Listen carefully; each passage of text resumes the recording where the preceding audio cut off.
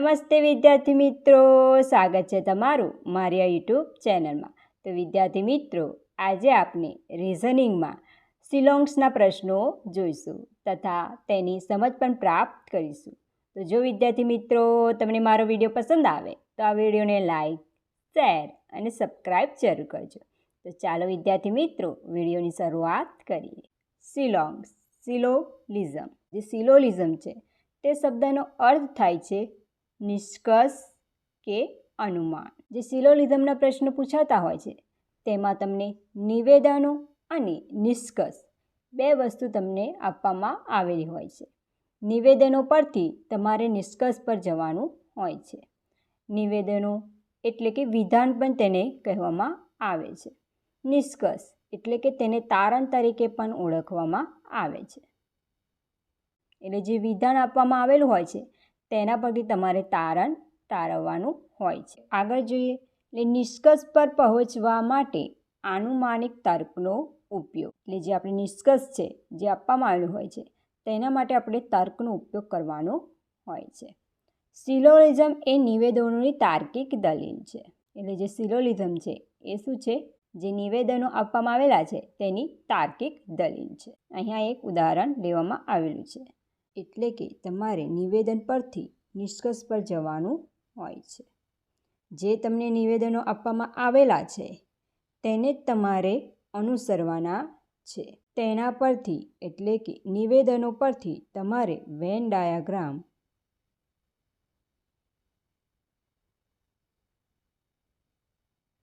દોરવાનો છે. અને જ્યારે પણ તમે વેન ડાયાગ્રામ દોરો છો તો જે નિવેદનો આપેલા છે તેને જ અનુસરીને તમારે વેન ડાયાગ્રામ દોરવાનું છે.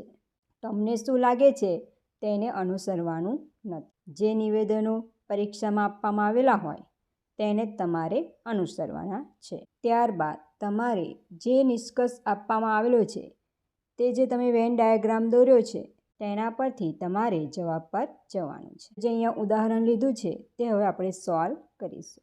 તો સૌ પ્રથમ આપણે નિવેદનો જોઈશું. પ્રથમ નિવેદન શું આપવામાં આવેલું છે કે બધા ધાતુઓ પ્રવાહીઓ છે. જે પ્રથમ નિવેદન આપેલું છે તે હવે આપણે વેન ડાયાગ્રામ સ્વરૂપે દર્શાવીશું. બધા ધાતુ પ્રવાહીઓ છે. તો આ ધાતુ છે અને આ પ્રવાહીઓ છે. તો અહીંયા દર્શાવી દઈશું બધા ધાતુ.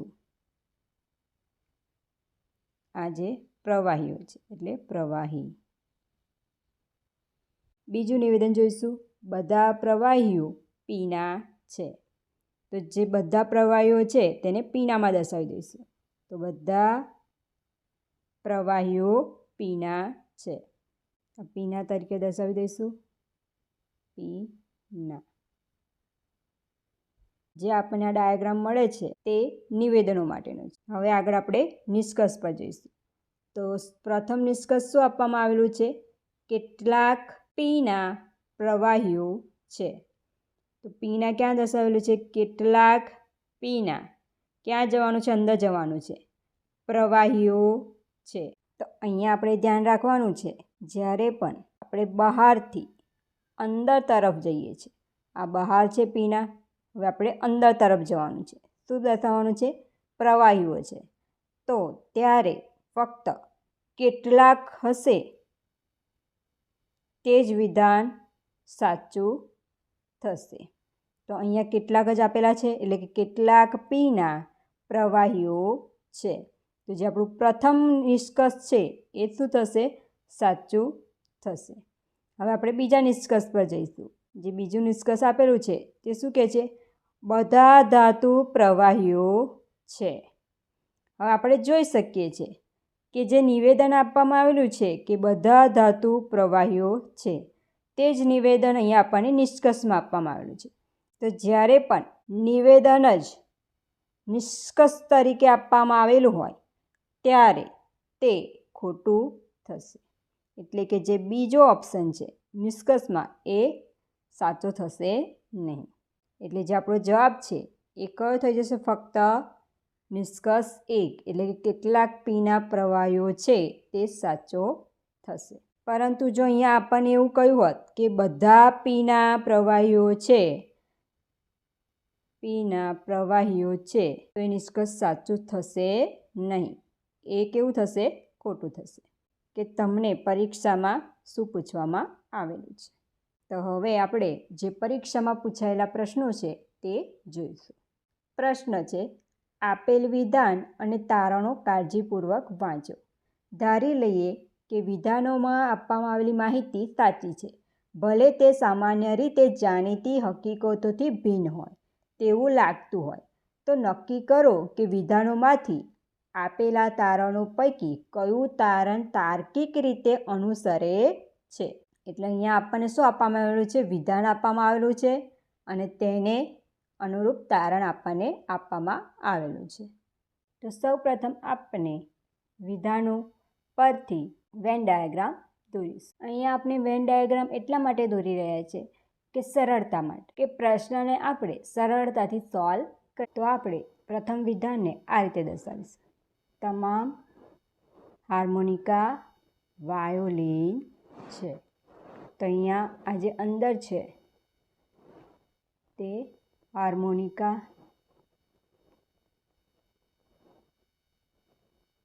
અને આ છે તે શું છે? વાયોલિન.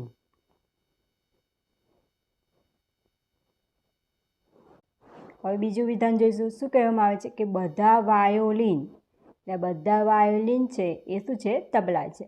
એટલે વાયોલિનમાં હવે શું દર્શાવી દઈશું? તબલા દર્શાવી દઈશું. તો આ તબલા છે. અહીંયા દર્શાવીશું તબલા. તો હવે આગળ આપણે શું જોઈશું? તારણો.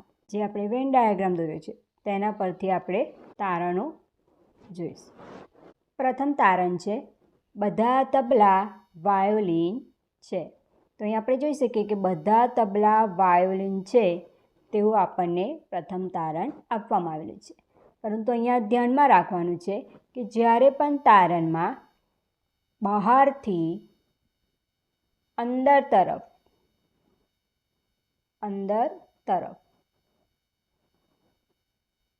જવાનું હોય ત્યારે ફક્ત કેટલાક શબ્દ હોય તેવા તારણો સાચા બનશે. પરંતુ અહીંયા જે શબ્દ છે બધા તબલા વાયોલિન છે તે તારણ સાચું બનશે નહીં. એટલે જે પ્રથમ તારણ છે એ કેવું થશે? ખોટું થશે. જ્યારે બહારથી અંદર તરફ જઈએ છે ત્યારે કેટલાક અને જે કેટલાકના બીજા અર્થ થાય છે તેવા જ તારણો સાચા થશે. હવે આપણે બીજું તારણ જોઈશું. બીજું તારણ શું કહેવામાં આવે છે? કે તમામ હાર્મોનિકા, એટલે આ તમામ હાર્મોનિકા તબલા છે. તો અહીંયા આપણે જોઈ શકીએ છીએ હવે જે તારણ કહેવામાં આવ્યું છે એ શું કહેવામાં આવ્યું છે? કે તમામ હાર્મોનિકા તબલા છે. હવે જે પૂછવામાં આવ્યું છે તે અંદરથી બહાર તરફ જઈ રહ્યા છે. જ્યારે પણ અંદરથી બહાર તરફ તારણ પૂછવામાં આવે ત્યારે કેટલાક અને બધા આ શબ્દનો જ્યારે ઉપયોગ કરવામાં આવ્યો હોય તો તે તારણ સાચું બનશે. ક્યારે? જ્યારે અંદરથી બહાર તરફ જતા હોય ત્યારે. તો અહીંયા આપણે તારણ બીજું જોઈ શકીએ છીએ કે તમામ હાર્મોનિકા તબલા છે તે તારણ સાચું થશે. તો જે પ્રથમ તારણ છે તે ખોટું થાય છે અને જે બીજું તારણ છે તે સાચું બને છે. તો જે આપણો જવાબ છે તે ઓપ્શન ડી, કે માત્ર તારણ 2 અનુસરે છે, તે આપણો જવાબ થઈ જશે. નો પ્રશ્ન છે. તો અહીં આપણે જોઈ શકીએ જે વિધાનો આપવામાં આવેલા છે અને તેને અનુરૂપ તારણો આપવામાં આવેલા છે. તો સૌપ્રથમ આપણે શું કરીશું? તેનો ડાયાગ્રામ દોરીશું વિધાનો પરથી. તો પ્રથમ વિધાન છે, બધા બાળકો વિદ્યાર્થીઓ છે. તો દર્શાવીશું પ્રથમ વિધાન, બધા બાળકો વિદ્યાર્થીઓ છે. તો લખી દઈશું આ બાળકો છે અને આ વિદ્યાર્થી.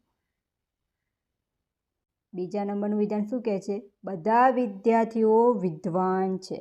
એટલે બધા વિદ્યાર્થીઓ શું થઈ જશે? વિદ્વાન થઈ જશે. એટલે આ વિદ્વાન થશે. 3 નંબર એટલે કે વિદ્વાન.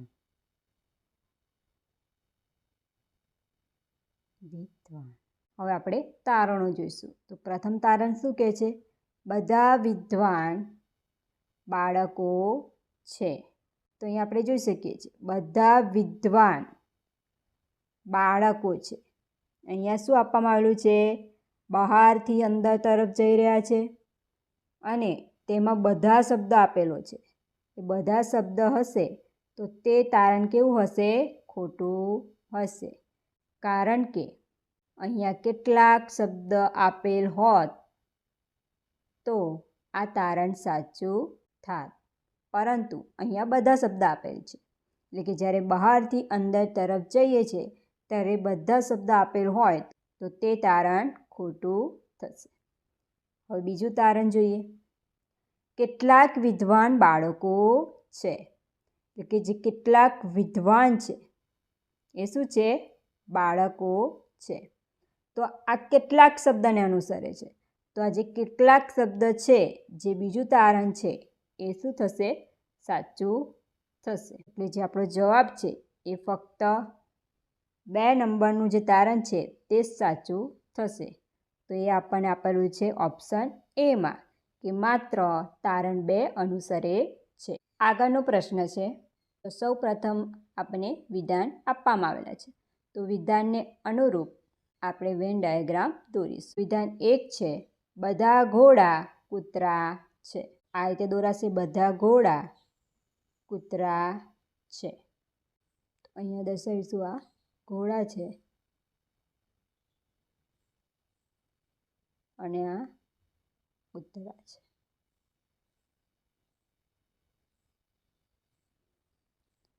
બીજું વિધાન શું કહે છે? બધા કૂતરા બકરીઓ છે. એટલે હવે શું થશે? બધા કૂતરા છે એ બકરીઓમાં સમાવેશ થઈ જશે. લખીશું બકરીઓ.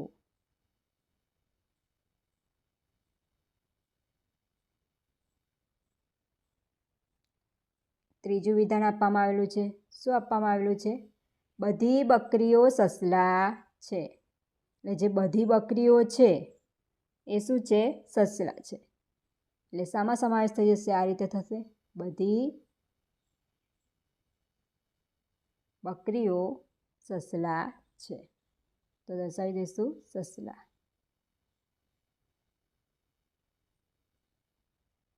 તો આપણું વિધાન પરથી વેન ડાયાગ્રામ દોરેલ છે. તો હવે આપણે તારણ પર જઈશું. પ્રથમ તારણ શું કહે છે? બધા ઘોડા સસલા છે. એટલે કે જે બધા ઘોડા છે એ શું છે? સસલા છે. તો અહીંયા આપણે તો જ્યારે પણ અંદરથી બહાર તરફ જવાનું હોય ત્યારે બધા શબ્દ અને કેટલાક શબ્દ આપેલ હોય તો તે તારણ કેવા થશે? સાચા થશે. તો જે પહેલું તારણ છે એ શું થશે? સાચું થશે કે બધા ઘોડા સસલા છે. એ તારણ સાચું છે. તારણ 2 છે કેટલીક બકરીઓ ઘોડા નથી. તો અહીંયા તમારે ધ્યાન રાખવાનું છે કે જ્યારે પણ વિધાનમાં નથીવાળું વિધાન આપવામાં આવેલ ન હોય અને તમને તારણમાં નથીવાળું તારણ આપવામાં આવેલ છે તો ત્યારે તમારે તે તારણને ખોટું કરવાનું છે. એટલે કે તેને અનુસરશે નહીં. એટલે કેટલીક બકરીઓ ઘોડા નથી તે તારણ કેવું થશે? ખોટું થશે. એટલે જ્યારે તમને વિધાનમાં બધા છેવાળા આપવામાં આવેલા છે એટલે કે પોઝિટિવ છે, નેગેટિવ વિધાન આપવામાં આવેલ નથી. તો જ્યારે પણ નેગેટિવ વિધાન જ ના આપવામાં આવેલ હોય તો તમારું જે તારણ છે નેગેટિવ આપવામાં આવેલ હશે તે કેવું થશે? ખોટું થશે. અહીંયા આપણું જે વિધાન 1 છે એ એકલું સાચું થશે. તો અહીં આપણે જોઈ શકીએ છીએ ઓપ્શનમાં ઓપ્શન ડી છે માત્ર તારણ 1 અનુસરે છે. આગળનો પ્રશ્ન છે અને તેના વિધાન છે. તો સૌ પ્રથમ આપણે વેન ડાયાગ્રામ દોરીશું વિધાન પરથી. તો પ્રથમ વિધાન છે કેટલાક દહલિયા ફૂલો હોય છે. એટલે અહીંયા આ રીતે દર્શાવાશે કેટલાક દહલિયા શું હોય છે? ફૂલો હોય છે. તો લખીશું દહલિયા. અને આ છે કેટલાક ફૂલો. કેટલાક એટલે કે થોડોક ભાગ. હવે બીજું વિધાન જોઈશું. શું કહે છે? કેટલાક ફૂલો કમળ હોય છે. એટલે જે ફૂલો છે કેટલોક ભાગ શું છે? કમળ છે. એટલે જે ત્રીજું છે એ શું બની જશે? કેટલાક ફૂલો કમળ હોય છે. તો આ રીતે દર્શાવી શકાય છે. તો જે વિધાનો પરથી જે આપણે વેન ડાયાગ્રામ મળે છે તે આ રીતે મળી જાય છે. હવે આપણે તારણો જોઈશું. તો પ્રથમ તારણ શું કહે છે? કે બધા દહલિયા કમળ હોય છે. તમે વેન ડાયાગ્રામ પરથી જોઈ શકો છો કે બધા દહલિયા કમળ હોય છે તે વિધાન સાચું નથી. જોઈ શકાય છે કે કેટલાક કમળ ફૂલો પણ છે અને કેટલાક ફૂલો દહલિયા પણ છે. એટલે કે બધા દહલિયા કમળ હોય છે તે વિધાન ખોટું છે. હવે બીજું તારણ જોઈશું કે બધા કમળ એટલે બધા કમળ છે એ શું છે? દહલિયા હોય છે. તો જે આ તારણ છે તે પણ કેવું છે? ખોટું થશે. કારણ કે કેટલાક દહલિયા છે એ ફૂલો પણ છે અને કેટલાક કમળ છે એ પણ ફૂલો છે. તો જે બધાવાળું જે તારણ છે એ કેવું થશે? ખોટું થશે. તો અહીંયા બંને તારણમાંથી એક પણ તારણ અનુસરતું નથી. એટલા માટે જે આપણો ઓપ્શન એ છે કે ન તો તારણ 1 કે ન તો તારણ 2ને અનુસરે છે તે જવાબ આપણો સાચો થશે. આગળનો પ્રશ્ન છે. તો સૌપ્રથમ જે વિધાન આપવામાં આવેલા છે તેના પરથી આપણે વેન ડાયાગ્રામ દોરીશું. તો પ્રથમ વિધાન છે કે તમામ ક્રિકેટ બેટ હોય છે. તો આ રીતે દર્શાવીશું. તમામ ક્રિકેટ બેટ હોય છે. તો અહીંયા આ છે એ ક્રિકેટ અને આ છે બેટ તરીકે દર્શાવીશું. બીજું વિધાન શું કહે છે? કે બધા બેટ સ્ટમ્પ હોય છે. તો બધા બેટને સ્ટમ્પમાં દર્શાવીશું. તો બધા બેટ સ્ટમ્પ હોય છે. આ જે છે એ સ્ટમ્પ છે. તો જે વિધાનો પરથી વેન ડાયાગ્રામ દોરવાનો છે તે આપણને આ રીતે મળી જાય છે. હવે આપણે તારણો પર જઈશું. તો પ્રથમ તારણ શું કહે છે? કે તમામ ક્રિકેટ એટલે કે જે તમામ ક્રિકેટ એ સ્ટમ્પ હોય છે. તો આપણે જોઈ શકીએ છીએ કે અંદરથી બહાર તરફ જઈએ તો બધા શબ્દ અને કેટલાક શબ્દ જો આપેલા હોય તો તે તારણ સાચું થશે. એટલે કે તમામ ક્રિકેટ સ્ટમ્પ હોય છે તે તારણ સાચું છે. હવે બીજું તારણ જોઈશું. બધા સ્ટમ્પ એટલે કે બધા સ્ટમ્પ ક્રિકેટ હોય છે. તો અહીં આપણે જોઈ શકીએ છીએ આપણે બહારથી અંદર તરફ જઈ રહ્યા છીએ. એટલે જ્યારે પણ બહારથી અંદર તરફ જતા હોઈએ ત્યારે બધા શબ્દ આપેલ હોય તો તે તારણ સાચું થશે નહીં. એટલે કે જે બીજા નંબરનું તારણ છે એ ખોટું થશે. કારણ કે તેમાં ફક્ત જો કેટલાક સ્ટમ્પ ક્રિકેટ હોય છે તેવું કહેવામાં આવ્યું હોત તો તે તારણ સાચું થાત. એટલા માટે જે આપણો જવાબ છે અહીંયા એક જ વિધાન સાચું છે. તો માત્ર તારણ એટલે કે ઓપ્શન ડી આપણો જવાબ થઈ જશે કે માત્ર તારણ 1 અનુસરે છે. તો જો વિદ્યાર્થી મિત્રો તમને મારો આજનો વિડીયો પસંદ આવ્યો હોય તો આ વિડીયોને લાઈક, શેર અને સબસ્ક્રાઈબ જરૂર કરજો. મળીશું એક નવા વિડીયો સાથે.